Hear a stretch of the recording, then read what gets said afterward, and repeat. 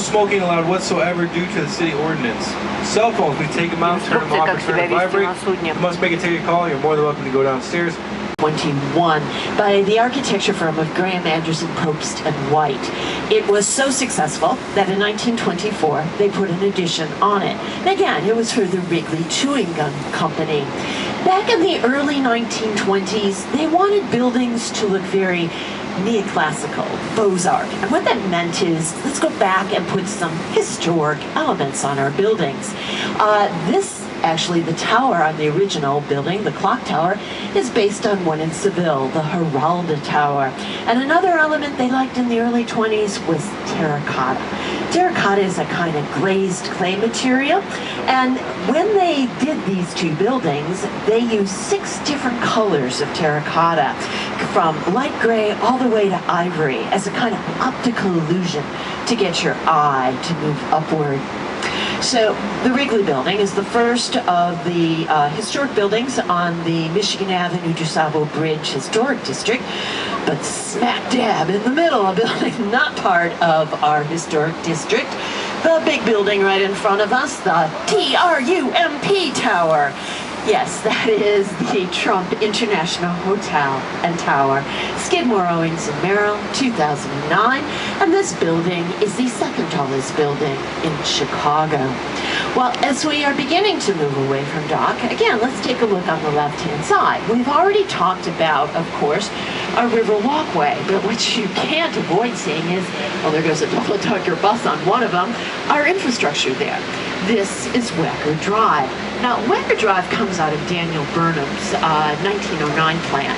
Daniel Burnham, great architect, also city planner. He wanted to put multi-level streets all over downtown Chicago. And if you've ever been caught in a rush hour, you know why. Traffic congestion. Well, they only accepted the plan here along the river on what used to be South Water Street. So this double-decker that we see here is, again, part of that 1909 plan. When we get a little further down the river, you're going to see that Burnham wanted this to be much more neoclassical in its design. He wanted you to think of the Chicago River as a great river, kind of like the Seine in Paris. All right, so you're in the Midwest in Chicago. You're going to get where he's going on that. As we begin to move into the river, we of course have the Trump Tower, and then moving to the left, you are beginning to see some buildings that are a part of this historic district. The one with the green kind of construction netting on it to the front of the boat on the left, it's originally the London Guarantee Building on a very historic part of Chicago. This is where Fort Dearborn was originally located. This is a lovely building. We are not seeing it at its best because this building from 1923, which used to be an office commercial structure, is going through a conversion process. It's going to be a luxury hotel. And buildings started to go up higher, and they start to use a decorative form that is very linear, very geometric. We see that with the 333 North Michigan, with those setbacks up at the top. Now, there is a wider section of this building along Michigan Avenue. It, too, is going through some reconversion, but luckily, we don't get to see that part of it. At the base of the 333 Michigan building, you can see there are some relief sculptures there, and they are done by the sculptor Fred Torrey. And again, this is a historic area within the city. They are representing pioneer early Chicago history.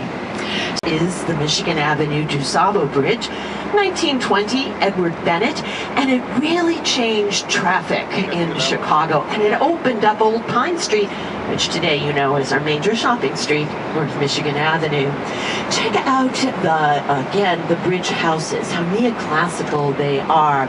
Again, representing 1920 kind of architectural styles. It's a double-decker bridge, but also the kind of bridge we have here in Chicago. It's called a trunnion bascule bridge. It means it's kind of teeter-tottered, like a seesaw would be. All of our bridges, and you're going to pass under about 25 today, are this type of bridge. So as we come from underneath the DuSable Michigan Avenue Bridge, take a look to your left. There's that neoclassical feel to, again, Wecker Drive. And there is the entranceway to the London Guarantee Building. check out those flying, well, I guess they're not flying, but they're winged kind of griffins that you see there. That was part of the logo of the original company. A triumphal arch there, some Corinthian columns there as well. And of course, this very neoclassical feel to Wacker Drive here. So as we are beginning to move along the river, let's take a look right on our left-hand side, just behind the London Guarantee Building. Again, part of the historical district. This building, the 75 West Wacker, done by Riddle and Riddle, it has a 18-story tower over a 24-story base. Now, this, again, from 1928, is beginning to turn into much more Art Deco. But notice the terracotta on the outside of here. That was very popular again in the 20s, but unfortunately in the 1990s, the terracotta started to come off that building. They had to reclad the entire outside of it, including the cupola up on the top. Coming up in front of us on our left, yes, this one from, again, the mid-1920s, 1926. Again, going through some construction, has a little temple on the top and 4 temples on the corner. This has been known as the Jeweler's Building. Now, the temple on the top, well, that was originally a restaurant known as the Stratosphere Lounge, and there was an observation area below that as well. The 4 temples at the corners were part of the fireproofing for the building. That's where the water tanks were located. And again, the original tenants were jewelers, so they were highly into security, and that was one of the first buildings in downtown Chicago to have an interior garage system. So our wonderful river walkway we see along here, and coming up at the river's edge is, again, Chicago Remembers. It is done by Carol Ross Marty, the architect, and it is dedicated to those men and women who fought and died from the state of Illinois in the Vietnam War. Behind it, the Kemper building on our left there, that's Shaw and Mertz from 1962. At one time, that used to be one of the largest Carrara marble-covered buildings. Water Tower Place on the north side has taken that title in Chicago. And unfortunately, we are at the end of our piece. You have a colonnaded effect. You also have it a third of the way up and also at the top. Now, they have also played with the facade with their window treatment. Those pieces of aluminum in the middle, those are called mullions. They really give a very different feel to the facade of this building as the sun changes during the day.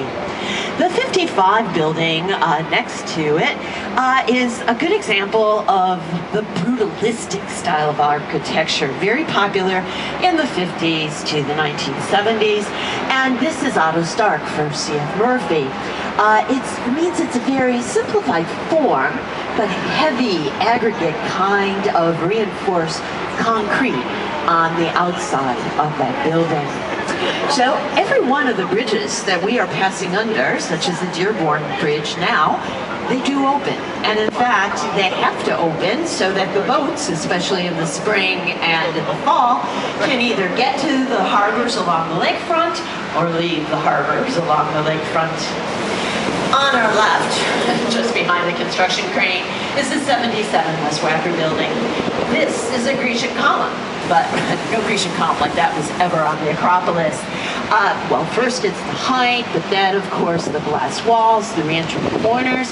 Take a look at the base of that building, and those are usually structural elements. But here, they almost look like they've been pasted onto that building. It's been called a theatrical kind of architecture because of that. Now, the 111 building is the building with the cutouts that you see on the left-hand side. This is Gary Handel, and this cutout on the facade of buildings, that is something that has become extremely popular in the last 10 years. It looks like a throne or an armchair because of the middle section that's set back. And again, that comes out of building ordinances where they didn't want buildings built one on top of each other. So by giving you that setback, you give a light and an air source at a time when technology was different than it is today. Again, in front of us on our left, look at that one. Looks like a mansard roof. But that is a great example from the 1980s of contextualism. You don't want to be a sore thumb sticking out. You want to blend into your environment. The original building from the mid-1920s, done by Graham Anderson Probst in white, is closest to the bridge. It is, again, very neoclassical in its design, but Skidmore, Owings & Merrill from the mid-1980s put an addition, and at that time, another unifying element was a boardroom up at the top, which they made look like a mansard roof. Now, they also blended into the original building. You can almost see where there's like a seam where the new building begins, and the new building reflects a lot of the older building. It doesn't just copy it, reinterprets it. The bridge here is one of our newer bridges. It replaced one that was 109 years old on the crown, that green middle building. It was from 1983. And from the city, it's got a very linear, geometric, following the grid. However, from the river, do you notice what's happening with the boat? It's beginning to make a curve here, and they have reflected that curve in the wall of the new Veen building that is on the river. Now, again, gives some contextualism. It blends into the riverfront here, but also the added advantage is that there is a reflective quality to that wall that really lets you see all of the more historic buildings in the area.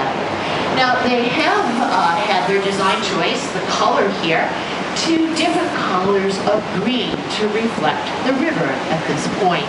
And the building has a very traditional organization of a base, a shaft branch heading to the north, but where the three parts of the river come together, very